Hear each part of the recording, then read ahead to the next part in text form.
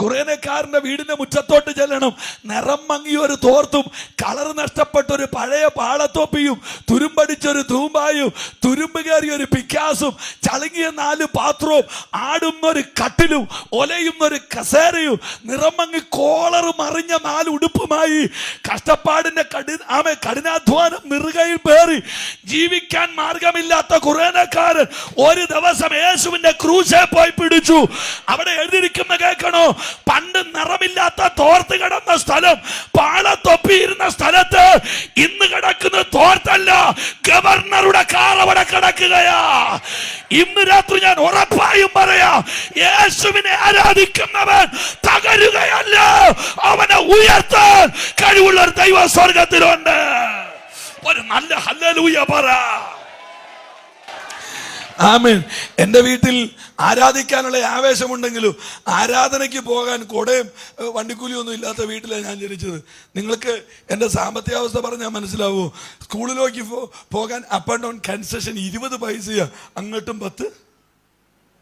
ഇവർ മിണ്ടാതിരിക്കാനുള്ള ഗുളി പോലും വെച്ചിട്ടുണ്ടോ? അയ്യടാ, അങ്ങോട്ടും 10 ഇങ്ങോട്ടും 10. 20 പൈസ തരാനില്ലാത്ത അപ്പൻ്റെ മോനായിട്ടാണ് ഞാൻ ജീവിച്ചത്. മനസ്സിലാവുന്നുണ്ടോ? അന്ന് സ്കൂളിലിരുന്ന് പിള്ളേർ ഡെസ്ക് ബെഞ്ചിലിരുന്ന് ഇങ്ങനെ നിരക്കം കളി കളിക്കും. ഇങ്ങനെ അങ്ങോട്ട് തട്ടും. ഞാൻ നിരക്കം കളി കളിക്കുകയില്ല. കാര്യം എൻ്റെ നിക്കറ് കീറിയ വേറെ ഇല്ല. ഭ്രാന്ത് പിടിച്ചവനൊക്കെ വീട്ടിൽ 8-10 നിക്കറുണ്ട്, എനിക്കതില്ല. അതുകൊണ്ട് നിരക്കം കളിക്കാതെ ഞാൻ 10 വരെ പഠിച്ചത്. ഇതുപോലെ ദാരിദ്ര്യമുള്ളൊരു പെരക്കകത്ത് ഉറുമ്പ് കയറിയ ചോറ് കളഞ്ഞിട്ട് വേറെ ചോറ് വെക്കാൻ അരിയില്ലാത്തത് കൊണ്ട് ഉറുമ്പ് ഇറങ്ങി പോകുന്നവരെ കാത്തിരുന്ന് വെളുപ്പിനെ 3 മണിക്ക് ഉള്ള ചോറ് ഉരുട്ടി തിന്നേച്ച് കടന്നൊരു വീട്ടിലാണ് ഞാൻ ജനിച്ചത്. ആമേ. പക്ഷെ എനിക്കൊരു കാര്യം മനസ്സിലായി, ദൈവത്തിന് ഒരാളെ ഉപയോഗിക്കാൻ കുടുംബ പശ്ചാത്തലത്തിന്റെ ആവശ്യമില്ല. ഹല്ലേലൂയ. ഒരു നല്ല ഹല്ലേലൂയ പറ. എവിടെയോ ആമേ മാറ്റത്തിന്റെ ഒരു കൊടുങ്കാറ്റ് ഇന്ന് രാത്രി ദേശത്ത് വീശുന്നുണ്ട്. അന്ന് ഞാനും എൻ്റെ 2 പെങ്ങന്മാരുണ്ട്. ഇന്ന് എല്ലാരെയും കെട്ടിച്ചു വിട്ടു. ഒരുത്തൻ ന്യൂ ഇന്ത്യയിലെ ഉദ്ദേശിയുടെ ഭാര്യ, ഒരുത്തി ഏജിയിലെ ഉദ്ദേശിയുടെ ഭാര്യ, അപ്പൻ IPCയിൽ, അമ്മായിയപ്പൻ IPCയിൽ, ഞാൻ സ്വതന്ത്ര സഭ. എല്ലാ സാധനവും ഉണ്ട് ഞങ്ങളുടെ വീട്ടിൽ. ഹല്ലേലൂയ. അന്ന് ഞാനും എൻ്റെ 2 പെങ്ങന്മാരും, സുനിതൻ സുജന എന്ന പേര്, ആമേൻ, തൂഷണിലേയും തല വെച്ചുകൊണ്ട് ബൈബിളും സൺഡേ സ്കൂളിൻ്റെ ബുക്കും കൂടി ഇങ്ങനെ ഉടുപ്പിനകത്തോട്ട് കയറ്റി കുനിഞ്ഞ് നടന്ന് ഞങ്ങളുടെ വീട്ടിൽ നിന്ന് 5 കിലോമീറ്റർ ഉണ്ട് ചർച്ചിലേക്ക്. നടന്ന് പോകുമ്പോൾ ഉടുപ്പിൻ്റെ ബട്ടൺസ് വഴിച്ച് ഒരു പണിയില്ലാതെ കടത്തിണ്ണ നിൽക്കുന്ന കുറേ സാധനങ്ങളുണ്ട്. നിലക്കടലയുടെ ശത്രുവായിട്ട് കണ്ടിട്ടില്ല, ഇങ്ങനെ എറിഞ്ഞെറിഞ്ഞ് വായിക്കാത്ത പിടിച്ചുകൊണ്ട്. എന്നാ ഏറെ ഇവനെയൊക്കെ ഇന്ത്യൻ ഫുട്ബോൾ വിട്ടിരുന്ന ഗോളടിച്ച് ഊപ്പാട് വന്നേനെ. ഹല്ലേലൂയ. ആ കടത്തിനെ നിന്നുകൊണ്ട് പറയാ, റോട്ടിക്കൂടെ 3 വാഴ പോകുന്നെന്ന്. എൻ്റെ പെങ്ങൾ എൻ്റെ മുതുകിന് ചൊറിഞ്ഞ് ചോദിച്ച്, നമ്മളോടാണോ? ഞാൻ പറഞ്ഞു. നേരെ അവള് പറഞ്ഞു, നമ്മളെ നോക്കിയാണല്ലോ പറഞ്ഞത്. ഞാൻ പറഞ്ഞു, നീ അങ്ങോട്ട് നോക്കിയോണ്ടല്ലേ, നേരെ നോക്കി വിട്ടേ. അവള് പിന്നെ മുതുകത്തി പറഞ്ഞു, അച്ചാ എന്തെങ്കിലും ഒന്ന് മറുപടി പറ. ഞാൻ പറഞ്ഞില്ല. ഇലയും തലയെ വെച്ചുകൊണ്ട് പോകുന്നവനെ കടത്തിണ്ണെ നിൽക്കുന്നവൻ കളിയാക്കിയാൽ ഇലയും തലയെ വെച്ചുകൊണ്ട് മറുപടി പറയാൻ അന്തസ്സില്ല. കാറേ വരുമ്പം പറയാം. Praise the Lord. കാറേ വരുമ്പം പറയാം. ആമേ. എൻ്റെ പൊന്നു പ്രിയരെ, ദാരിദ്ര്യം പിടിച്ച് ഞാൻ തെണ്ടി നടന്ന കുമരകത്തിന്റെ മണ്ണിൽ ഞാനിന്ന് ഉപയോഗിക്കുന്ന 5ാമത്തെ കാറാ എൻ്റെ കയ്യിലിരിക്കുന്നത്. അവൻ ഇപ്പോഴും മീൻ ഉണങ്ങിയതുപോലെ ആ കടത്തിൻ്റെ തന്നെയുണ്ട്. യേശുവിനെ സേവിക്കുന്നവൻ മുടിഞ്ഞ ചരിത്രമില്ല. അവനെ മാനിക്കാൻ കഴിവുള്ള ഒരു ദൈവം നിങ്ങളുടെ കൈക്ക് ആരോഗ്യം ഉണ്ടെങ്കിൽ ആ കരമം നടിച്ച് ഈ മഹാദൈവത്തെ സ്തുതിക്കട്ടെ. ഒന്ന് ശക്തിയോടെ ആരാധിക്കാൻ. ഹോ,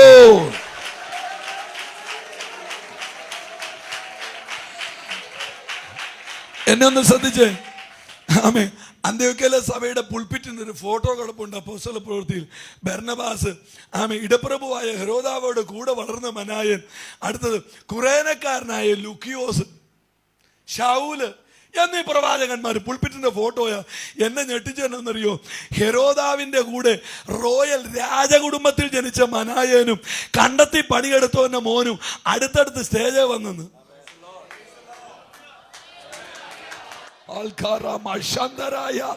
നാറുമ്മ ആടച്ചേറിനകത്ത് കൂന്താലി കളച്ചവന്റെ മോനും രാജകുടുംബത്തിൽ പൊൻപാത്രത്തിൽ കഴിച്ചവന്റെ മോനും കൂടെ ഒരു വേദിയിൽ അടുത്തടുത്ത് വന്നു. ഞാൻ കുറേനക്കാരന്റെ കൊച്ചുമോനോട് ചോദിച്ചു, എടോ താനെങ്ങനെയാണോ ഇവിടെ വന്നത്? അവൻ പറഞ്ഞു കേൾക്കണോ, എന്റെ അപ്പൻ ക്രൂശ കയറി പിടിച്ചതാ. കരമടിച്ചൊരാമേ പറ. എന്റെ അപ്പൻ ക്രൂശ പിടിച്ചതാ, എന്റെ അപ്പൻ ആരാധിച്ചതാ. കൈ ഉണ്ടെങ്കിലും ഒന്ന് അടിച്ച്, അന്യഭാഷ ഉണ്ടെങ്കിലും ഒന്ന് പറഞ്ഞ്,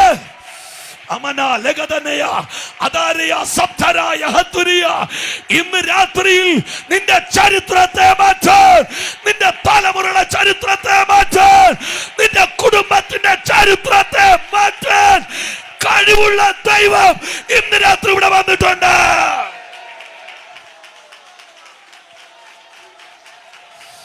അടുത്തിരിക്കുന്നവരെ നോക്കണ്ട, ക്രൂശിന്റെ ശക്തി അറിയുന്നവർ ഇന്ന് രാത്രി സ്തുതിച്ചു.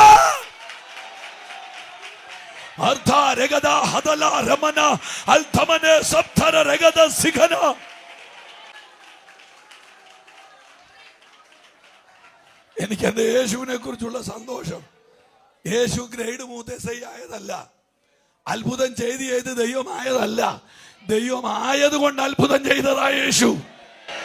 ഞാൻ മുൻപോട്ട് വരിക, എനിക്ക് ദൂതും കൊണ്ട് പോയേ പറ്റുള്ളൂ. ഇത്രയും പ്രതിസന്ധിയുള്ള എഫേസോസിൽ യോഹന്നാൻ 25 വർഷം ശുശ്രൂഷിച്ചെന്ന് പറഞ്ഞാൽ ആ മനുഷ്യന്റെ മേൽ കിടക്കുന്ന അഭിഷേകം എന്താ? ഞാൻ ഇവിടുത്തെ പാസ്വേഡ് ഞാൻ വന്നപ്പോൾ ഇച്ചിരി നേരം ഒന്ന് വർത്താനം പറയും. എന്നാലും ഞാൻ ചോദിച്ചു, എത്ര നാളായി ഇവിടെ വന്നിട്ട്? 18 വർഷമായി. 18 വർഷത്തിനിടയ്ക്ക് 5 സഭയൊക്കെ മാറിയവരുണ്ട്. 18 സഭ വരെ മാറിയവർ കാണും. 18 വർഷമായിട്ട് ഒരിടത്ത് തന്നെ ഇരിക്കുക. ഞാൻ ഈ 25 വർഷത്തെ കാര്യം പണ്ട് എവിടെയോ പ്രസംഗിച്ചപ്പം ഒരച്ഛൻ വന്നിച്ച് പറയാ, നല്ല വാസ്ത്ര, അതുകൊണ്ടാണ് 25 വർഷം ഇരുന്നെന്ന്. ഞാൻ പുള്ളിയോട് തിരിച്ചു പറഞ്ഞു, നല്ല വിശ്വാസികളാണെ 30 വർഷം ഇരിക്കാന്ന് പറഞ്ഞു. നിങ്ങളിവിടെ ഇല്ലെന്ന് തോന്നുന്നു. അതാ 1 മണി കഴിഞ്ഞ് 10 മിനിറ്റ് കൂടെ സഭായോഗം മുമ്പോട്ട് പോയാൽ ഉദ്ദേശിക്കും മാനന്തവാടിക്ക് സ്ഥലമാറ്റം കൊടുക്കാത്ത ആത്മീകരാണ് സഭയിലുള്ളതെങ്കിൽ കുറച്ച് നാളോടൊക്കെ ഇരിക്കാം. ഞാൻ എന്തോ പറഞ്ഞതുപോലെ എനിക്ക് തോന്നുന്നു, നിങ്ങളൊന്നും കേട്ടില്ല. മുമ്പോട്ട് പോകാം.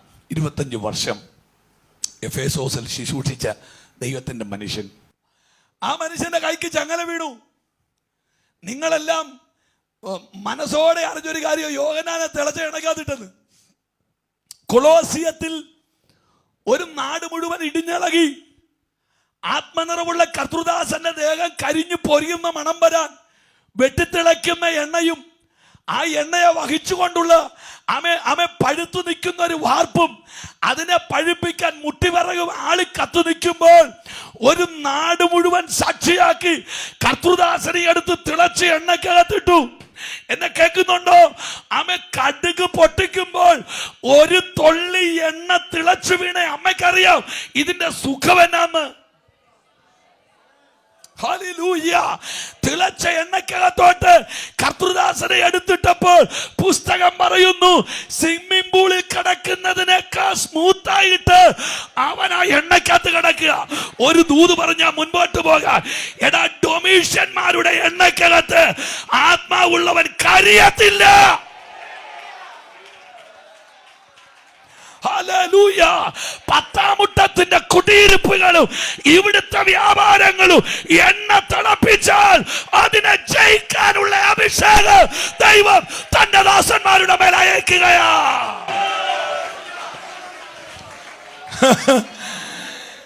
ലോകത്തെ ജീവികളുടെ കൂട്ടത്തിൽ ഏറ്റവും കൂടുതൽ കട്ടിയുള്ള ദഹനരസമുള്ളത് തിമിംഗലത്തിന്. കടലിന്റെ അടിയിലൂടെ ആടച്ചേറിൽ ഒരഞ്ഞും കടപ്പുല്ല് തിന്നും പോകുന്ന കടലിന്റെ അടിയിലെ ദൈവത്തിന്റെ മുങ്ങിക്കപ്പൽ. ആമേൻ. ആനയുടെ വലിപ്പമുള്ള ഇരയ്ക്ക് 12 മിനിറ്റ് മതി എന്നാ ശാസ്ത്രം. ആനയെ വിഴുങ്ങിയാൽ 12 മിനിറ്റ് കൊണ്ട് ദഹിക്കും. ചിലരൊക്കെ ഒരു പരിപ്പോടെ നിർണ്ണയിച്ച് കിടന്ന് കളിക്കുന്ന കളി കാണണം. ഇങ്ങനെ കിടന്ന് മാറിപ്പോയി ഒരു പരിപ്പോടെ ദഹിപ്പിക്കാൻ കഴിയില്ലാത്തവന്മാരുടെയൊക്കെ നോട്ടം. ഒരാനയെ വിഴുങ്ങി വെച്ച് 12 മിനിറ്റ് കൊണ്ട് അതിനെ പച്ചവെള്ളമാക്കുന്ന സാധനം ഏറ്റവും കൂടുതൽ അമ്ലാംശം ആസിഡ് ദഹനരസം കിടക്കുന്നത് തിമിംഗലത്തിന്റെ അകത്തോട്ടാ. വിഴുങ്ങാൻ കിട്ടിയതോ പേന പോലത്തെ ഒരു ഉപദേശീനെ. ആനയ്ക്ക് 12 മിനിറ്റ് മതിയെങ്കിൽ യോനയെ കണ്ടപ്പോഴേ തിമിംഗലം പറഞ്ഞു ഇവന് 12 സെക്കൻഡിന്റെ ആവശ്യമില്ല. പക്ഷേ തിമിംഗലത്തിന്റെ വയറ്റിലേക്ക് ദഹനരസത്തിലേക്ക് യോന ചെന്നപ്പോ കടലിന്റെ അടിക്കിടക്കുന്ന തിമിംഗലത്തിന് ഒരു മർമ്മം മനസ്സിലായി. വാഗ്ദത്തമുള്ളവനെ ദഹിപ്പിക്കാൻ എന്റെ ദഹനരസത്തിന് ശേഷിയില്ല. ഓ ഹല്ലേലൂയ. പെടുമരണങ്ങൾ നടക്കുന്ന നിന്റെ വീട്ടിൽ, അപകടങ്ങൾ നടക്കുന്ന നിന്റെ വീട്ടിൽ, നീ ഇന്ന് രാത്രിയിൽ ജീവനോടെ ഇരിക്കുന്നത് നിന്റെ മേലുള്ള ദൈവനിയോഗമാണെന്ന് അന്തരാത്മാവിൽ തിരിച്ചറിയുന്നവർ കരങ്ങളെ അടിച്ച്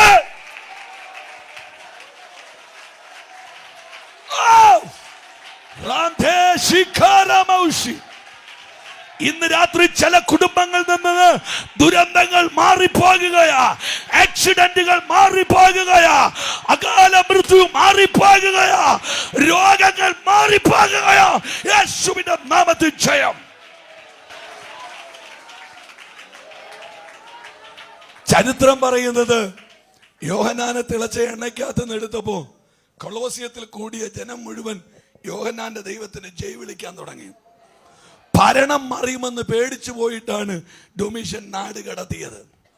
ഞാൻ സത്യമായിട്ട് നിങ്ങളോട് പറയുന്നു, ഭരണം മറിയുമെന്ന് പേടിച്ചു പോയിട്ടാണ് യോഹന്നാനെ. എന്തിനാ പൊന്നു പ്രിയരെ, ഇവിടെയുള്ള ഒരു സഭയ്ക്കും എതിരെ പോരില്ല, ഒരു കൂട്ടായ്മക്കാർക്കും എതിരെ പോരില്ല. പെന്തിക്കോസുകാരന് കാശുമില്ല, കീശയില്ല. കോഴിക്കോട് പോലത്തെ 4 ചർച്ച കൊണ്ട് വരുന്നവനെല്ലാം നമുക്കിട്ടാ വെടിവെക്കുന്ന കാര്യം എന്നാണെന്നറിയോ? മറിഞ്ഞു പോകുമെന്നറിയാം. ഞാൻ ചോദിക്കുന്നത്, പോലീസുകാർ പോലീസ് സ്റ്റേഷനകത്ത് കൊണ്ടുവന്ന് ഉരുട്ടിക്കൊല നടത്തി മൂലാന്തണ്ടിനെ ആഞ്ഞിടിച്ചു. പോലീസുകാരനെ ഇടുക്കി കട്ടിയായതുകൊണ്ട് ഞാനിനി കക്കുന്നില്ലെന്ന് പറഞ്ഞ ഒറ്റ കള്ളനെ ഞാൻ കണ്ടിട്ടില്ല. എന്നാൽ വചനം കേട്ടിട്ട് ഇനി ഞാൻ കക്കുകയെന്ന് പറഞ്ഞ 100 പേരെ ഞാൻ കണ്ടിട്ടുണ്ട്. എത്ര പേര് ആമേൻ പറയുന്നുണ്ട്? ഞാൻ പിണറായി സാറിനെ എനിക്കിഷ്ടമാണ്, ഉമ്മൻചാണ്ടി സാറിനെ എനിക്കിഷ്ടമാണ്, ആന്റണി സാറിനെ എനിക്കിഷ്ടമാണ്. എന്റെ പ്രൈം മിനിസ്റ്ററോട് ഞാൻ എന്തിനാ ദേഷ്യം കയറുന്നത്? ദൈവം അറിയാതെ ആരും അധികാരത്തിൽ വരികയില്ല. പക്ഷെ മോദി സാറിനോടും ഉമ്മൻചാണ്ടി സാറിനോടും പിണറായി സാറിനോടും നമുക്ക് പറയാനൊരു ദൂതുണ്ട്. ഭരണം കൊണ്ട് നാട് നന്നാവില്ല. എന്റെ ദൈവത്താൽ അല്ലാതെ നാടിനെ നന്നാക്കാൻ സാധ്യമല്ല. എങ്ങനെ നന്നാക്കാനാ? 40,000 വിവാഹമോചന കേസുകളാണ് നമ്മുടെ കോടതിയിൽ കെട്ടിക്കിടക്കുന്നത്. കഴിഞ്ഞ വർഷത്തെ പെറ്റീഷൻ 17,300 കഴിഞ്ഞ വർഷം നടന്ന ഡിവോഴ്സ് 11,000. 8 വയസ്സുള്ളപ്പോൾ ആണും 12 വയസ്സുള്ളപ്പോൾ പെങ്കൊച്ചും മദ്യപിക്കാൻ തുടങ്ങുന്നു. ലോകം മുഴുവൻ ഒരു വർഷം കൊണ്ട് തിന്നുന്ന കറുപ്പ് മയക്കുമരുന്ന് 40 ടണ്ണാണ്. അതിന്റെ 17 ടണ്ണും തിന്നുന്നത് ഇന്ത്യക്കാരാണ്. ഇവിടെ കുടുംബങ്ങൾ തകരുന്നു, ഇവിടെ ബാല്യങ്ങൾ തകരുന്നു. രക്ഷിക്കാൻ സുവിശേഷത്തിനല്ലാതെ. എന്തിനാ പറയുന്നത്? നമ്മുടെ ചൊടിക്ക് താഴെ ഇവിടെ അടുത്തുള്ള എഞ്ചിനീയറിംഗ് കോളേജ് നിങ്ങൾക്കറിയാം, പുതുപ്പള്ളിയിലോട്ട് പോവാ. നിങ്ങൾക്കറിയാം, പാലുകൂടി മാറിയ പിള്ളേരുടെ കയ്യിലിരിക്കുന്നത് കഞ്ചാവാ. ഞാനൊരിക്കൽ ഒരു ചെക്കന് വേണ്ടി പ്രാർത്ഥിക്കാൻ പോയത് ഞാൻ മറക്കല്ല ജീവിതത്തിൽ. ആദ്യം കൈയുടെ തണ്ടയ്ക്കവൻ, ഈ കൈയുടെ തട്ടിനവൻ മരുന്ന് കൊണ്ട് ഇഞ്ചക്ഷൻ എടുത്തു. ഹൈ ഡോസ് മരുന്ന് കയറി വെയിൻ ചുരുങ്ങി. അത് കഴിഞ്ഞ് ഈ മേളത്തെ ഞരമ്പിനെടുത്തു, ഞരമ്പ് ചുരുങ്ങി. അത് കഴിഞ്ഞ് ഡയാലിസിന്റെ ലാസ്റ്റ് ഇഞ്ചക്ഷൻ ഏറിയ കഴുത്തിലെ വെയിനേക്ക് അവൻ ആമേൻ പോയിസൺ ഈ ഡ്രഗ് അടിച്ചു കയറ്റി ആമേൻ. അത് കഴിഞ്ഞിട്ട് ഇനി കുത്താൻ ശരീരത്തിൽ സ്ഥലമില്ല. അവൻ ഭ്രാന്തനെ പോലെ ഓടി നടക്കുകയാ. അവസാനം നിങ്ങൾക്ക് കേൾക്കണോ, ഈ അമ്മമാര് കഴല എന്ന് പറയുന്ന ഒരു ഭാഗമുണ്ട്, ഹിപ്പ് കാലിന്റെ ഈ മേൽഭാഗം വന്ന് ജോയിൻ ചെയ്യുന്ന ഭാഗം, ആമേ കുതിഞ്ഞരമ്പെന്ന് പറഞ്ഞൊരു ആമേ ഞരമ്പുണ്ട്, നേരെ നെറുകയിലേക്ക് പോകുന്ന സെറിബെല്ലം സൈഡ് വഴി തലച്ചോറിനകത്തോട്ട് പോകുന്ന ശരീരത്തിലെ ഏറ്റവും വലിയ വെയിന്. ആ വെയിനിൽ ഇഞ്ചക്ഷൻ എടുക്കണമെങ്കിൽ മെഡിക്കൽ കോളേജിലെ സീനിയർ സർജൻ അല്ലാതെ വേറെ ഒരാൾക്ക് പോലും അനുവാദമില്ല. നീളമുള്ള സൂചി വേണം. ആരോ പറഞ്ഞറിഞ്ഞ ഇവൻ നീളമുള്ള സൂചി മേടിച്ച് സിറിഞ്ചിനകത്ത് മരുന്ന് കയറ്റി കാലിന്റെ കടലയിലേക്ക് ഈ മരുന്നവൻ കുത്തി ഇറക്കി. നിങ്ങൾക്ക് കേൾക്കണമോ, യൂറിനറി ട്യൂബിന്റെയും ബ്ലാഡറിന്റെയും സൈഡിൽ കൂടിയാണ് ഈ വെയിൻ പോകുന്നത്. ഒന്നും മാറിക്കൊണ്ടാൽ മരണമാണ്.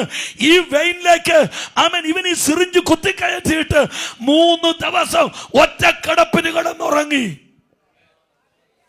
അവന്റെ വീട്ടിൽ ചെന്നപ്പോ കണ്ട കാഴ്ച കേൾക്കണോ, അവന്റെ ബാത്റൂമിന്റെ ഫ്ലഷ് ടാങ്കിന്റെ മേളിൽ 2 ബ്ലാക്ക് കൈപ്പത്തിയുടെ പാട്. ബാത്റൂമിന്റെ ഫ്ലഷ് ടാങ്കിന്റെ മേളിൽ 2 കറുത്ത കൈപ്പത്തിയുടെ പാട്, ബ്ലാക്ക്. ഞാൻ ചോദിച്ചു, എന്താ മക്കളെ ഇത്? അവൻ പറഞ്ഞു കേൾക്കണം, ഈ മരുന്ന് കുത്തി വെച്ചിട്ട് ഈ വെയിൻ നീര് വെച്ചിട്ട് 3 മണിക്കൂർ നിൽക്കണം 2 തുള്ളി യൂറിൻ പാസ് ചെയ്യണമെങ്കിൽ. അതും അലറിക്കരഞ്ഞുകൊണ്ട്. ഇവിടെ എന്താ പ്രിയര്, നീ രാവിലെ ഒരുക്കി വിടുന്ന നിന്റെ കൊച്ച് കോളേജിലാ പോകുന്നുള്ള വിശ്വാസത്തോടെ നീ വീട്ടിലിരിക്കുക. ആമേ യേശു കർത്താവ് അടിയറ്റാപാതചൂടം തകർന്ന് കാൽവറിലേക്ക് പോയപ്പോ പറഞ്ഞ വാക്ക് നീ ഓർക്കുന്നുണ്ടോ? എടാ, എനിക്ക് വേണ്ടി കരയണ്ട. എന്താ മിണ്ടാത്തത്? നിന്റെ കൊച്ചിന് വേണ്ടി കരയുക.